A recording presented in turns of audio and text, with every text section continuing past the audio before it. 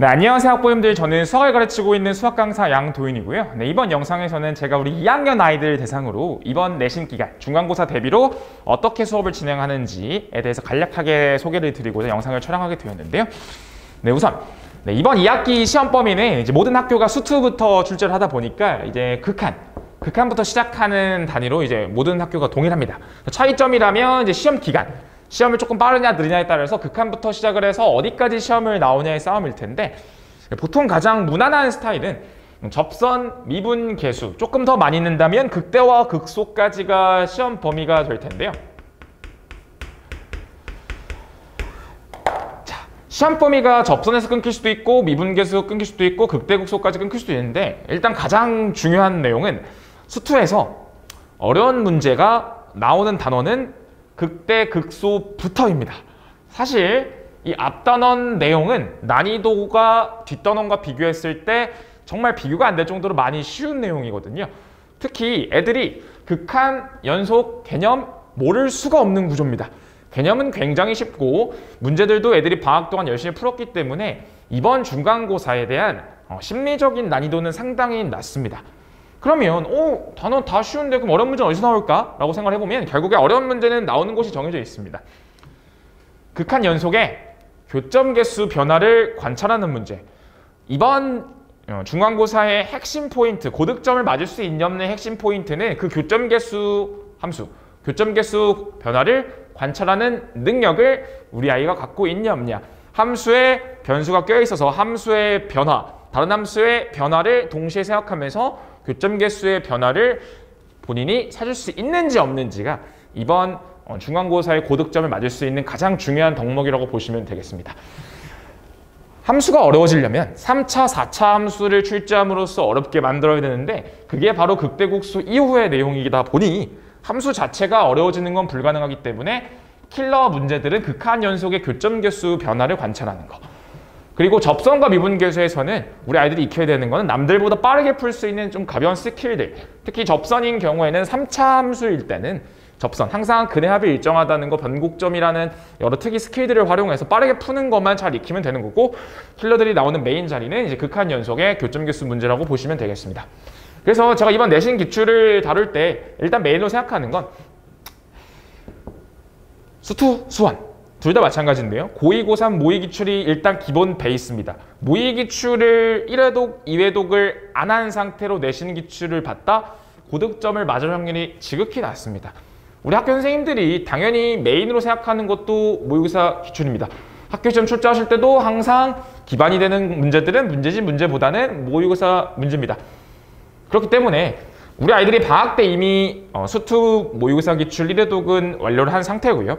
그래서 이번 내신에는 어떤 식으로 다룰 거냐면 고난도 모의사 기출 문제는 워크북 추가 과제로 다시 넣을 거고, 이미 넣어놨고, 그리고 그 모의 기출들을 변형해서 나온 다른 학교 기출 문제, 여러 학교 기출 문제들을 활용을 해서 교재를 구성했다고 보시면 되겠습니다.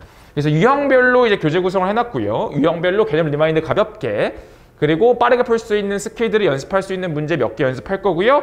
나머지 시간에는 수업 시간에 모의 기출 킬러 복습 한번 하고, 그리고 모의고사 기출 변형된 내신 기출 킬러 문제들을 연습한다고 보시면 되겠습니다. 그래서 수업 시간에 유형별로 쭉 진행을 하되 쉬운 문제들은 가볍게만 다루고 주요 시간들은 어려운 문제에 투자를 한다고 보시면 되겠습니다. 자, 그리고 수업 시간에 매 시간 첫 타임에는 실전 테스트를 진행을 하는데요.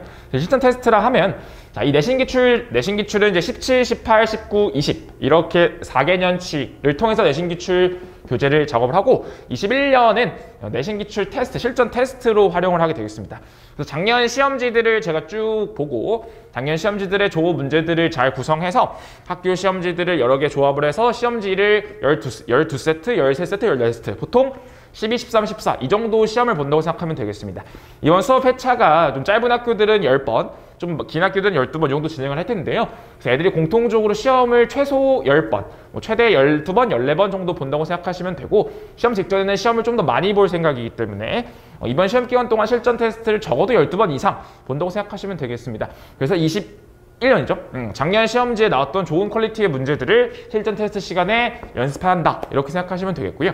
그러면 수업이 마치고 이제 클리닉 시간인데 우리 2학년이죠. 2학년 수업인 경우에는 이제 목요일, 토요일, 목요일, 일요일 반입니다. 그래서 목요일에는 10시 수업이 끝나기 때문에 10시 이후에 클리닉을 진행할 거고요. 네, 클리닉 때는 제가 조교님들이 숙제 검사를 이제 해줍니다. 그래서 조교님들 숙제 검사 준 걸 기반으로 제가 숙제가 잘 안 돼 있는 친구들은 개별 상담을 좀 진행을 하고, 그리고 남은 시간에는 숙제를 못한 친구들은 클리닉 시간에 마저 숙제를 하는 시스템이고요. 숙제를 다 해왔고 오답만 하면 되는 친구들은 숙제 오답 그리고 테스트 오답을 2개를 완료하면 집에 가는 구조고, 숙제가 미흡한 친구들은 숙제부터 하고 테스트 오답, 워크북 오답 하고 귀가하면 된다. 이런 구조라고 생각하시면 되겠습니다. 그렇기 때문에 10시에 수업이 끝나고 귀가하는 시간은 11시, 12시로 넘어갈 수도 있다는 점을 좀 양해를 부탁드리겠고요. 네, 토요일 반인 경우에는 토요일은 오후 수업이기 때문에 1시 반부터 5시 반까지 수업을 진행을 합니다. 그래서 5시 반에 끝나고 6시부터 클리닉을 진행을 할 거고요.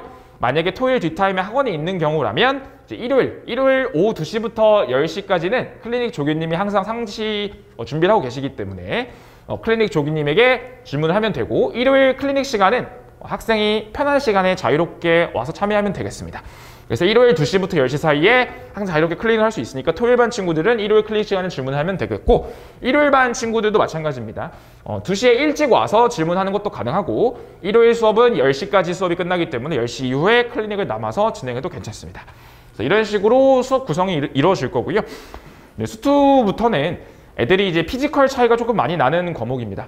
우리 아이들이 이번 방학 때 모의기출을 잘 숙지를 했는지, 모의기출이 체화됐는지에 따라서 성적 편차가 많이 심해지는 시기고, 중간고사까지는 아직 단원 자체가 모의기사 기출을 기반으로 우리 아이들 실력 상승이 일어나는지 안 일어나는지를 정확히 판단할 수는 없는 단원입니다. 그렇기 때문에 중간고사는 아직 공부가 조금 덜 돼 있더라도 충분히 따라잡을 수 있는 단원, 그러니까 포기하지 말고 극한 연속 접선 미분계수 정도는 본인이 노력만 열심히 한다면 지금 시작을 하더라도 충분히 따라잡을 수 있기 때문에 우리 아이들이 자신감만 가지고 열심히 참여한다면 중간고사에 좋은 성적 기대할 수 있을 것 같습니다. 그래서 짧게나마 제가 어떻게 수업하는지를 설명을 드렸고요. 수업 문제풀이 영상을 가볍게 하나 준비했기 때문에 수업을 어떻게 진행하는지가 궁금하시다면 그 영상을 봐주시면 될 것 같습니다. 네, 감사합니다.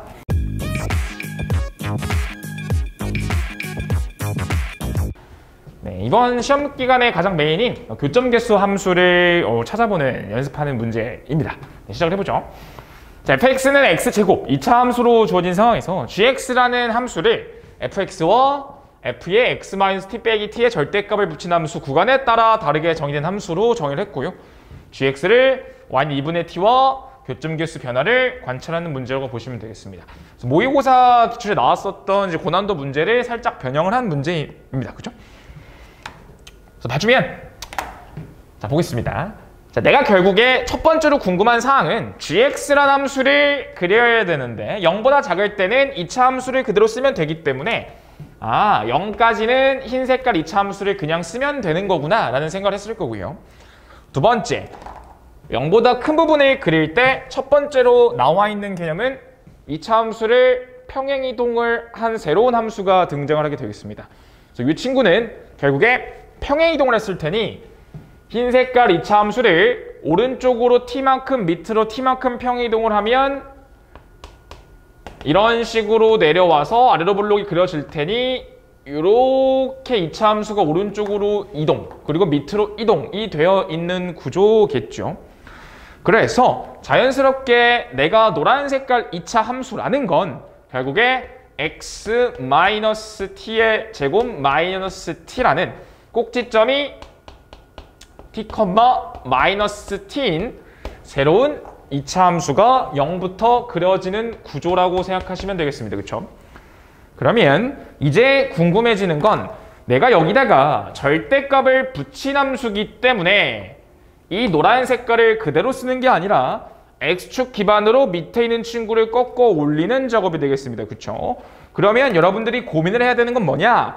내가 t의 변화를 줄 때 꺾이는 모양이 항상 동일하게 생기는가가 궁금해야 되는 거고, 그 말은 분명 t가 양수라면 -t는 접혀서 위로 올라가니까 이렇게 뾰족한 언덕으로 바뀔 것 같은데 궁금한 건 바로 이 친구가 돼야겠죠. 내가 노란 색깔 그래프는 0부터 그리는 거다 보니까 사실 이 친구의 조합표는 0, 0을 집어넣으면 t제곱 마이너스 t 이렇게 생긴 겁니다.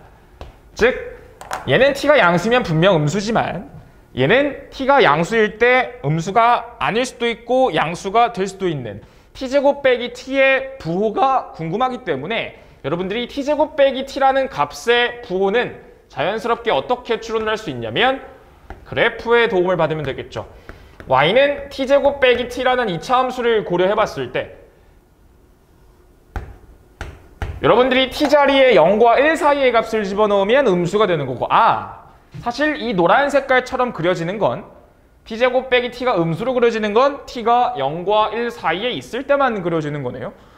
그러면 내가 자연스럽게 궁금해지는 건 t가 1보다 크게 되면 t제곱 빼기 t라는 값이 양수일 거기 때문에 이차함수가 이렇게 안 생겼다는 거죠. 오른쪽으로 좀 더, 밑으로 좀 더, t값을 좀 더 키워서 평이동을 많이 시키게 되면 0보다 큰 이차함수의 부분이 이런 식으로 생길 수 있겠구나 라는 생각을 하게 되겠습니다. 그렇죠? 그럼 이게 왜 중요할까를 고민을 해봤을 때 결국에 내가 절대값까지 씌우게 된다면 노란 색깔 잇 모양은 접어 올렸을 때 왼쪽 친구도 접혀 올라가고 위에 언덕 뾰족점이 탄생을 하는 이렇게 생긴 형태의 함수가 탄생을 하게 되는 거죠. 오른편에. 즉 이 친구는 0, t제곱 빼기 t가 0, 마이너스 t제곱 더하기 t로 변화를 했을 거고 x축에서 뾰족한 점이 탄생을 하는 거고 이 친구가 t, 플러스 t로 바뀌게 되는 노란색은 접혀 올라가서 이런 개형을 띠는 게 바로 t 값이 1보다 작았을 때겠습니다.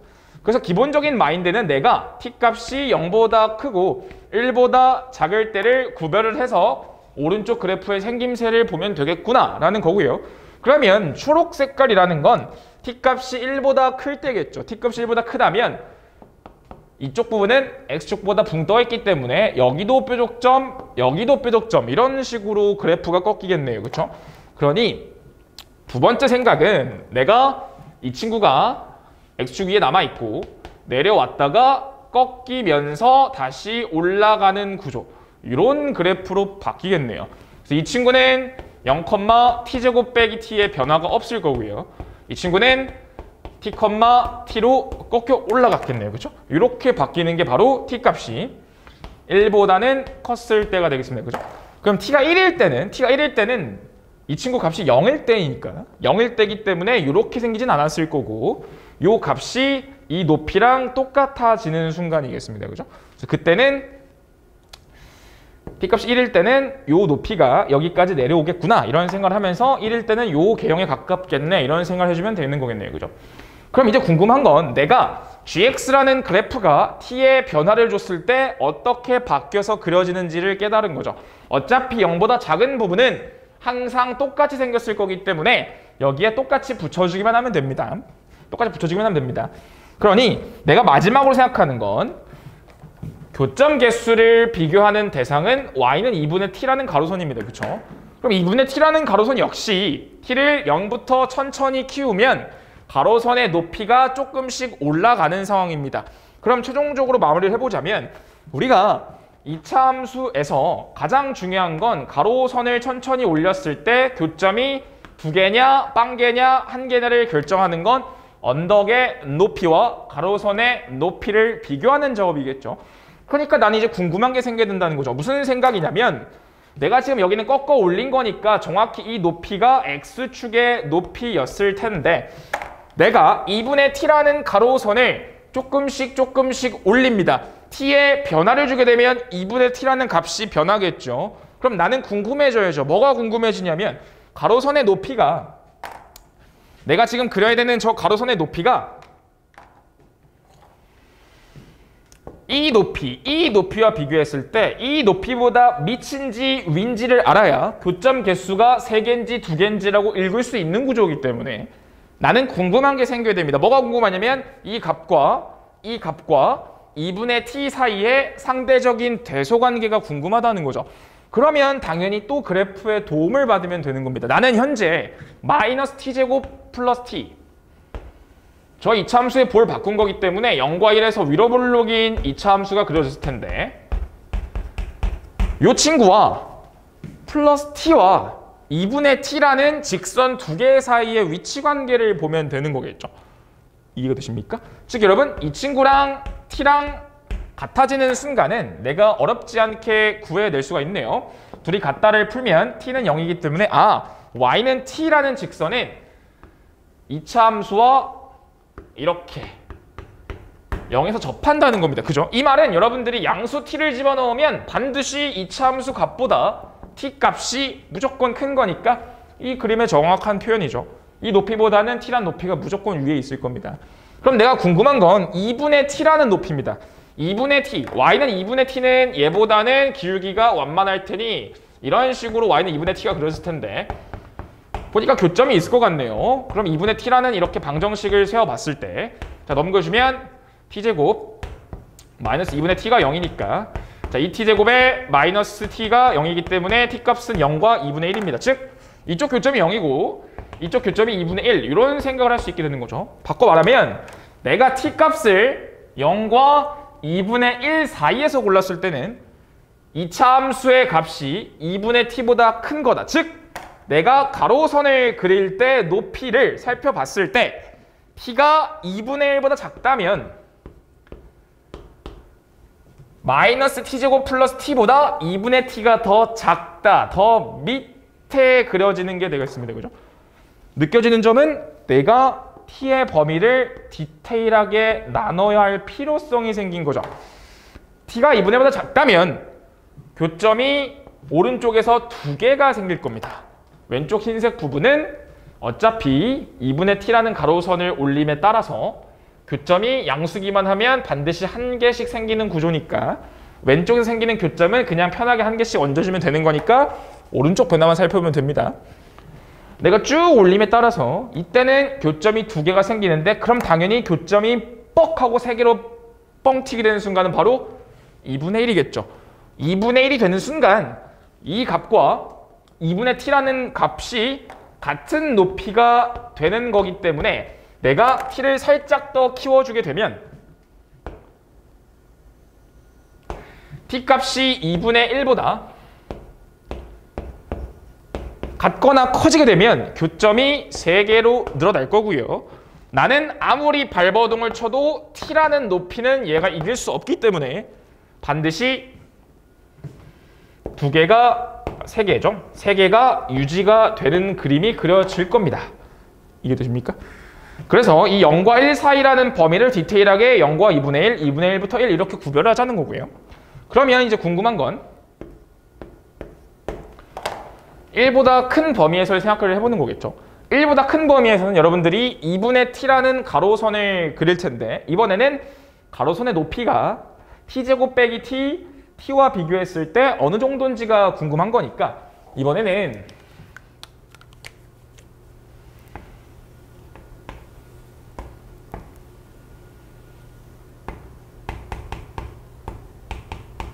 t제곱 빼기 t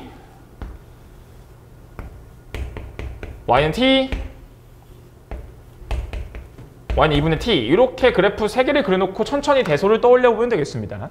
그러면 자 t제곱 빼기 t가 먼저 t와 같아지는 순간은 0과 2이기 때문에 요 교점은 2일 때 발생을 하는 거고 자 t제곱 마이너스 t가 2분의 t인 순간은 자 이 t제곱에 마이너스 3t가 0이니까 0과 2분의 3이기 때문에 요 교점이 2분의 3 이렇게 찍히게 되겠습니다. 그렇죠? 그러면 내가 t가 1보다 큰 범위에서 생각을 할 때 2분의 3과 2가 중요한 포인트가 되겠네요. 내가 2분의 3보다 작을 때를 먼저 끊어서 생각을 해본다면 2분의 3보다 작을 때는 2분의 t가 2차 함수 값보다는 큽니다. 즉 2분의 t가 이 t제곱 빼기 t보다는 크다는 거니 교점이 3개가 생기겠네요. 그러다가 2분의 3이 되는 순간 2분의 t와 얘는 같은 높이가 됩니다. 2분의 3이 되는 순간 흰색 높이 2분의 t라는 가로선의 높이가 얘랑 같은 높이니까 교점이 4개로 뻥튀기가 될 거고 2분의 3보다 살짝 커지게 되면 2분의 t보다 얘가 더 크고 t보다는 낮은 거니까 한참 동안 이렇게 4개라는 그림이 유지가 되겠네요. 그죠? 그래서 2분의 3보다 클 때는 교점이 4개로 뻥튀기가 되겠구나 생각을 하는 거고 그럼 2에 다다르면 어떤 변화가 일어날까를 고민해봤을 때 2에 도착을 하게 되면 t제곱 빼기 t와 t 사이의 위치가 같은 높이에서 얘가 높은 높이로 변하는 거죠. 그거는 어떤 변화냐면 여러분, 파란 색깔 그래프의 개형이 살짝 바뀐다는 거겠네요. 그죠? 무슨 말이냐면 t제곱 빼기 t의 값이 t보다 큰 값이 됐으니까 실제로 꺾이는 그래프가 이제 이런 느낌으로 그려진다는 게 되겠습니다. 그죠? t제곱 빼기 t란 높이, t란 높이. 근데 다행인 건 2분의 t라는 높이는 2가 도착을 하더라도 여전히 가장 작은 높이죠, 상대적으로. 얘가 가장 작은 높이이기 때문에 2분의 t라는 높이는 언제나 이렇게 그려질 거니까 4개라는 교점이 한참 동안 계속 유지가 되는 게 맞겠습니다. 이해되시나요? 그래서 2분의 3부터 계속 그래프, t를 계속 키우면서 그래프 변화를 보더라도 파란 색깔 그래프의 개형은 바뀌지만 교점 개수가 4개라는 건 변하지 않기 때문에 결국 오른쪽 0보다 작은 걸 제외하고 0보다 크거나 같은 부분을 봤을 때 교점 개수 변화가 2분의 1과 1 그리고 2분의 3에서 교점 개수 변화가 일어난다는 걸 알 수 있기 때문에 당연히 저 세 군데에서 좌극한, 우극한 함수값을 비교하는 문제들이 실제가 될 수 있는 거겠죠. 이런 식으로 수업 시간에는 이 교점 개수 함수, 내가 함수가 나왔을 때 얘는 평행 이동이니까 그래프 개형을 떠올리고 절대값을 붙일 거니까 꺾을 거기 때문에 내가 궁금한 사항이 뭔지, 내가 궁금한 점을 2분의 t란 높이와 대소 비교를 해야 되니까 이 그래프를 활용해서 대소 비교하는 연습, 이런 거를 수업 시간에 킬러 문제를 풀면서 연습을 한다고 생각해 주면 될 것 같습니다. 네, 이상으로 마치도록 하겠습니다.